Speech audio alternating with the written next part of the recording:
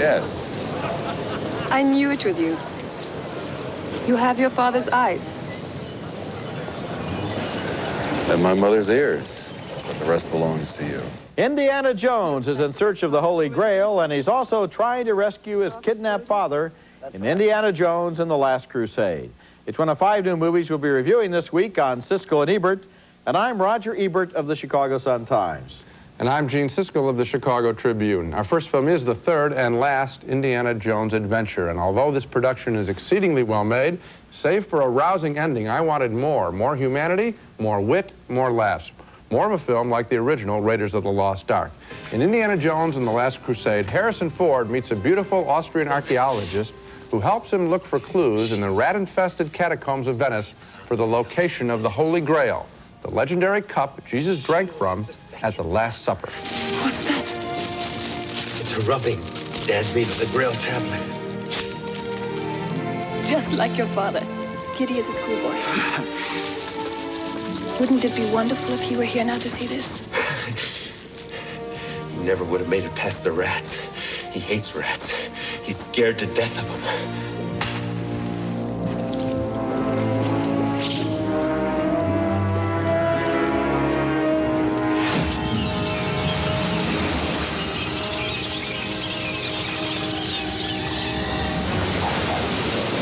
The most important character introduced in this film is Indiana's archaeologist father, played by Sean Connery.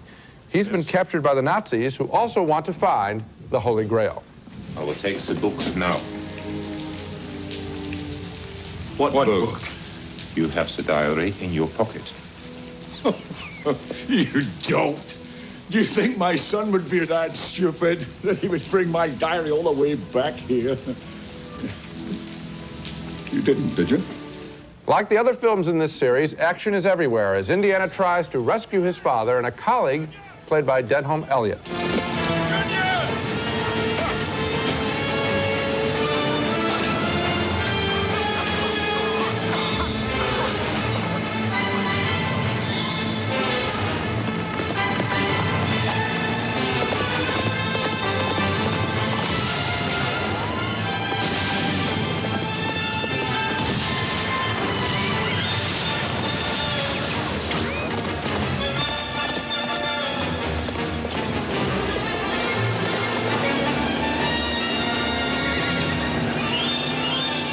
What's good about the film, very good, is its slam-bang ending that takes time to question what's more important, objects or a family.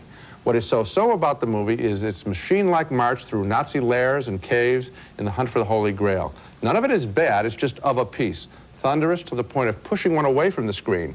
And I didn't believe the father-son relationship between Connery and Ford. I just saw 2 good actors occupying the same space next to each other. So are you voting thumbs down? Yeah, reluctantly. Because I'm voting thumbs up. I enjoyed it. One thing I will agree with you, though, is that the plots are very similar between this one and the first one. Remember, in the first one, the Nazis were after the Ark of the Covenant. Right. This time, they're after the Holy Grail. Right.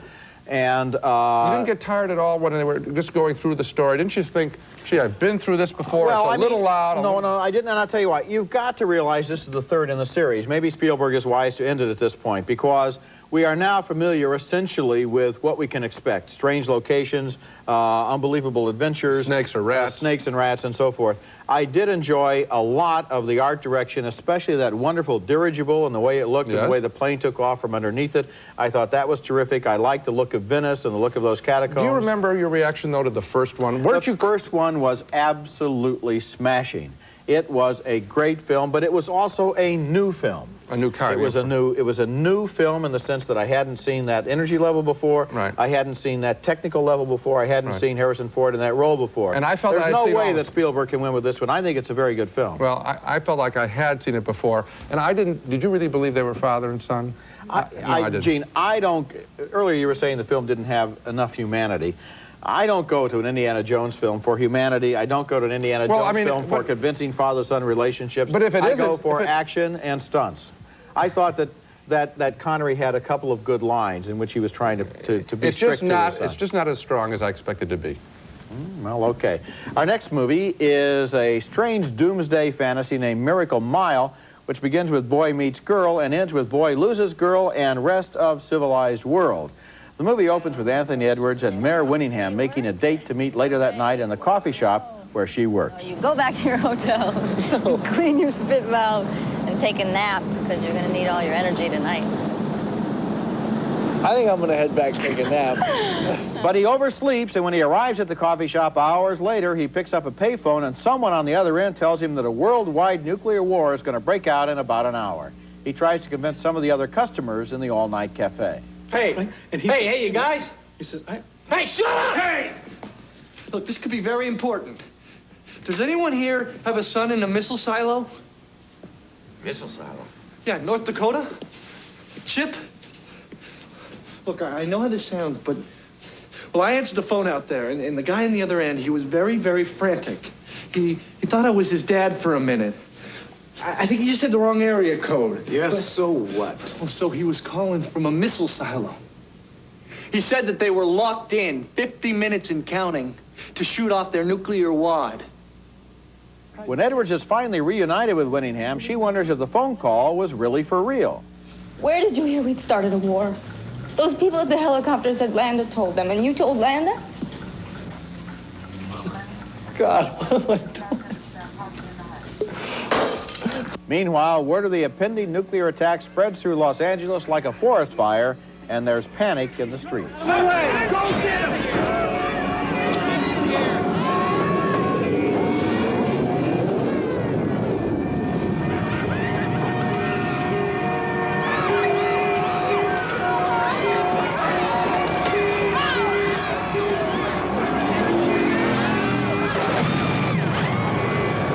Miracle Mile has an almost surrealistic quality to it. How would you feel if you were the only person in the world who knew that war was starting in an hour's time? And what if you tried to tell everybody, but you were wrong? One of the ingenious things about Miracle Mile is that we're never quite sure right up until the end whether this guy on the other end of that wrong number knew what he was talking about or whether it was just a practical joke. The movie sometimes feels a little bit like Martin Scorsese's After Hours. Both movies are about a guy who meets the girl of his dreams, and the encounter leads to an endless nightmare. This isn't as good as After Hours, but it does work, and it is effective. It didn't work for me. I keep not liking these pictures. I don't know. To me, it would be a lot... The reality of a situation like this would be a lot rougher, a lot meaner, strange, alienating. People would be grabbing each other a little bit more, and not in a theatrical way, but in a disconnected, strange kind of way. This, to me, seemed... I hate to say it, more like a movie, rather than what you would expect in something like this, of a more documentary kind of feel. Well, if you want a really realistic film about the aftermath of the nuclear war, the movie is Testament, which is one of the best films I've seen in a long time. This movie is not like that. It aims at a different level. I'll tell you what you're probably picking up on here. This movie has the look of kind of the Los Angeles style of magazine art direction. You know, the neon signs, the 50s kinds of drive-in restaurants and things like that. The whole lighting and the whole clothing is supposed to look like some kind of an ad, I think, for fashion clothes in a slick magazine. And that probably undermines it. If it had been a little grittier, if it had been in black and white, it would have been a different movie, but I like the one they make. Okay, coming up next, Clint Eastwood plays a skip tracer, trailing guys who jump Bond in Pink Cadillac. The film is called Pink Cadillac, starring Clint Eastwood as a skip tracer, a guy who tracks and corrals men who jump Bond. Robert De Niro had the same occupation in Midnight Run, which was a far better, more grittier, and a lot funnier picture, too. Pink Cadillac kids too much of the time, with Eastwood donning a bunch of disguises to get his man, like Chevy Chase and Fletch Lives. Bernadette Peters becomes his sidekick after Eastwood catches her for jumping bail. Give me a break. Too much raw dude for you, huh, babe? Well, I can dig it. If my life were a movie, there'd be a sign on it saying, "Caution, some scenes too intense for younger viewers." Okay. Let's say this act of yours works. Let's say you catch this Bass character. We catch this Bass character, Dollface. Yeah, we catch him. What do you do anyhow? He stabbed a dealer down in Vegas. Imagined he was cheating him and went crazy with a 10-inch blade.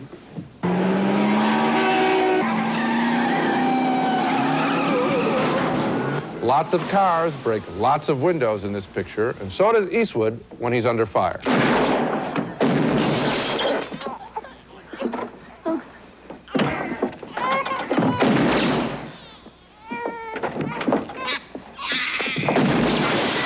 Eastwood spends much of his time combating a cartoon version of a white supremacist group in California.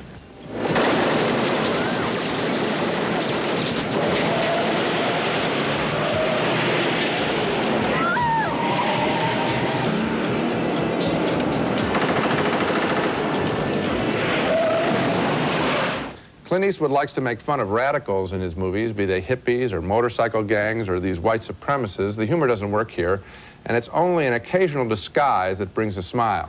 Pink Cadillac is not one of Clint Eastwood's major films. It looks sort of routine. That is putting it mildly. I was very disappointed in this film, and I just don't know where to start. This movie doesn't really ever get off the ground to begin with. There was not a moment that I believe.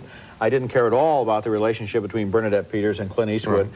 And as for the white supremacist secret army, these are a bunch of clowns who have not even been written to be interesting. Right. And at the end, there's a crucial moment, I couldn't believe this, where Eastwood says he's going to take the leader a mile away from camp and drop him off. Well, he takes him about 10 feet down the road and drops him off. Then there's an ambush and another gunfight.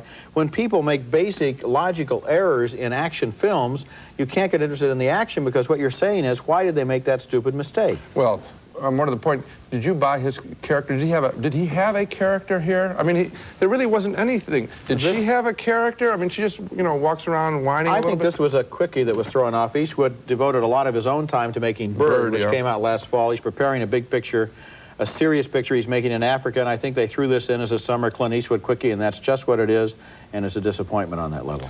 Coming up next, Patrick Swayze, the star of Dirty Dancing, is a national champion bouncer in Roadhouse. You are the bouncers, I am the cooler.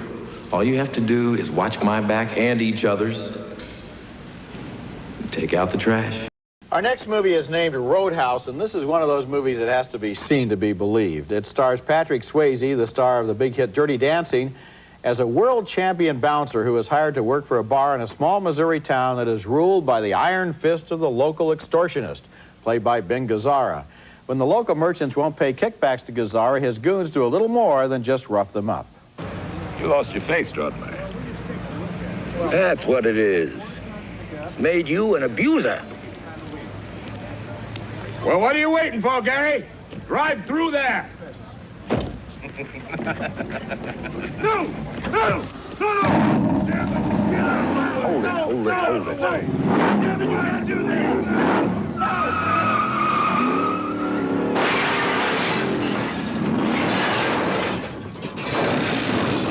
On his first day at the bar, Swayze gives the commandments of bouncing to his bouncer staff.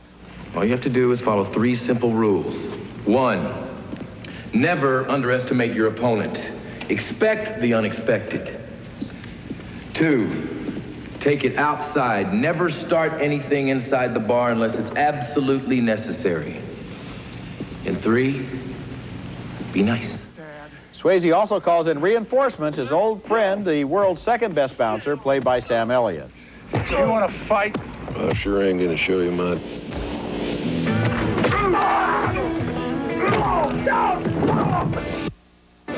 Goddamn, that hurts, doesn't it? After a fight with Gazzara's goons, Swayze meets the local doctor, played by Kelly Lynch. The dialogue in this scene is worth its weight in gold. Well, Mr. Dalton, you may add 9 staples to your dossier of 31 broken bones, 2 bullet wounds, 9 puncture wounds, and 4 stainless steel screws. That's an estimate, of course. I'll give you a local. No, thank you. Do you enjoy pain? Pain don't hurt.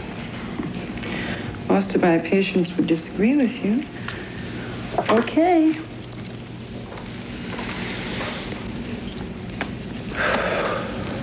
You always carry your medical records around with you? Saves time.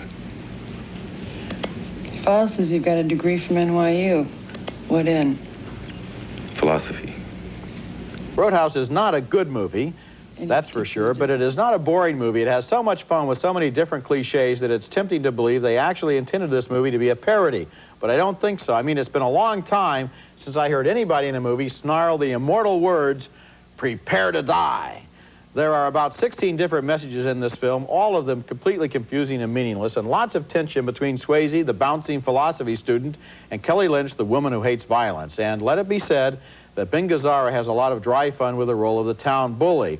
They claim that Roadhouse was based on a true story, but if it was, it just used the facts as a launching pad. The only way I could appreciate it was as a parody, because, I mean, it's so out there. I mean, it's so cartoon-like, and it's basically the Patrick Swayze show. I mean, bumping and grinding with women, bouncing guys around the barroom floor. I didn't care for it at all. I mean, I was just, you know, I watched him do the stunts, and I thought, you know, there's the money shot with him with his shirt off and all that. There he is with the woman. There he is pounding people, getting hit hard. But you know what it is? It's a drive-in movie. Yeah. And actually, I've got, you know, I have to be honest. I'm not giving it a thumbs up. I laughed a lot during this movie. Now, recently I saw a Richard Pryor, Gene Wilder comedy, in which I didn't laugh once. Right. And it was genuine laughter. For example, there's a scene where Gazzara is in his trophy room. You know, he's a hunter. And if you look around, they show all the different walls of this trophy room. You realize this guy went hunting at the zoo. I mean, he has 170 different species in there. I mean, he's got a yak on the wall. And when you begin to look at stuff like that, at least it I saw passes that the- shot. Yeah. Well, I saw that shot too. I mean, I said, you know, there it all is. But I don't know. I guess I wanted to see something more than just smashing. Well, I'll say it's a close miss. Okay. Coming up next, you can't tell the swinging couples without a scorecard in the sex comedy Scenes from the Class Struggle in Beverly Hills. So when did you get engaged? Fast. We'll have known each other a week come Sunday. Our next film is called Scenes from the Class Struggle in Beverly Hills. That's an intriguing title, but it turns out to be less than a compelling comedy about the sex-filled struggles of the idle upper class in Beverly Hills. Jacqueline Bisset stars as a recent widow trying to make it in TV sitcoms. She is viewed with lust by a pair of servants who fancy themselves as studs. Joining the festivities are a neighbor's brother and his new wife. Well, the brother. Elizabeth told me all about you. Oh. I love what you've done with your home. Oh, well, my late husband liked the idea of an English manor trapped inside an Italian villa, and me trapped right along with it. The two servants make a bet as to whether one of them can make it with Jacqueline Bisset, who is drawn to chocolate cake as much as to men. Frank, what if someone should see? Oh, Sidney, he never saw you. He never knew anything about you.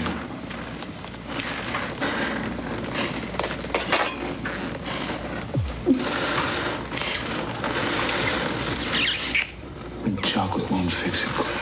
The sexual gamesmanship extends to every character in this film, and actually, the sexual episodes themselves are the most honest moments in the picture, and possibly in these characters' lives. That may be the point of the whole movie. Unfortunately, a lot of time is spent in between those episodes in catty talk, which is just as meaningless on screen as it is in real life.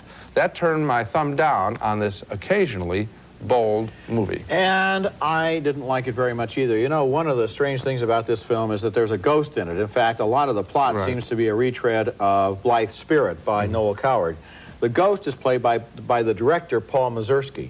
Mazursky is the man who directed Down and Out in Beverly Hills. Down and Out in Beverly Hills is 20 times the movie that this one is, occupying the same area of ambition. And so every time you see him, you're reminded by the fact that this one is really not making it over the top. Well, you know, I said that I enjoyed. This could have been a really interesting film if it had stayed with the sexual scenes longer and stayed in dialogue before the coupling, after the coupling, because that's when these characters get real. Before that, I mean, they are quite boring, as you might suspect these people would be. I just didn't have any interest in them other than when they were in bed. Oh, I think you're right. Now let's take another look at the movies we reviewed on this show.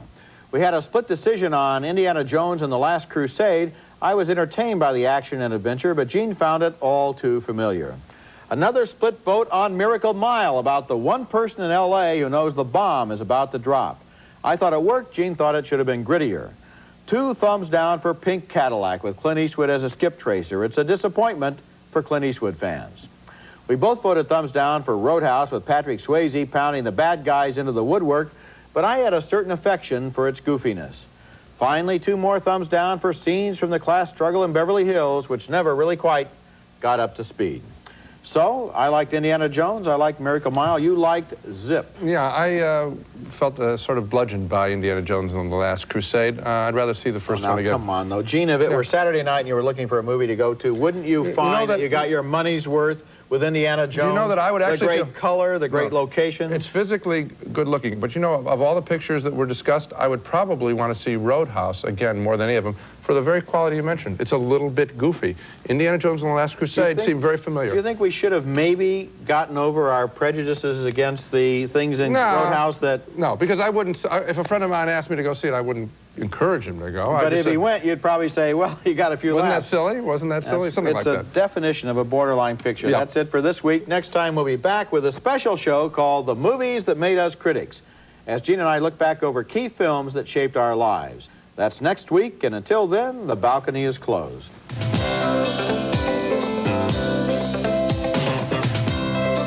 Nestle Crunch. It's creamy milk chocolate and crispy crunchies. Chocolate is scrunchious when it crunches. That's why you'll love Nestle Crunch. Shout. Nothing cleans better than a squeeze of lemon power Shout. Want tough stains out? Squeeze lemon power Shout.